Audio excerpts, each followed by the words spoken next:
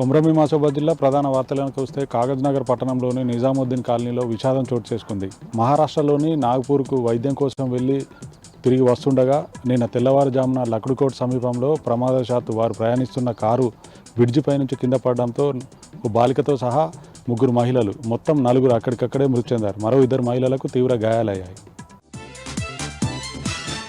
కొమ్రమి మాసోబాద్ జిల్లా కాగజ్నగర్ పట్టణంలోని మున్సిపల్ కార్యాలయం ముందు మున్సిపల్ కాంట్రాక్టు అవుట్సోర్సింగ్ కార్మికుల రిలే దీక్షలు 5వ రోజుకు చేరుకున్నాయి.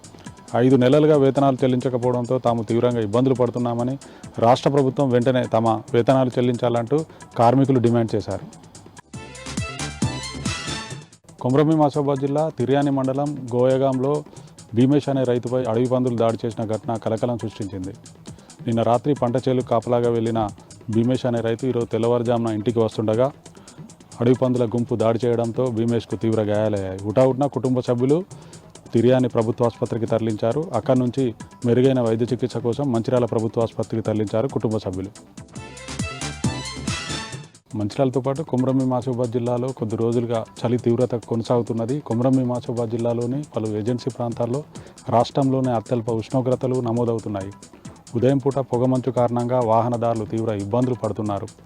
ఉదయం పూట పనులకు వెళ్లే వాళ్ళు, సింగరేణి కార్మికులు చలి బాధకు తీవ్రంగా ఇబ్బందులు పడుతున్నారు.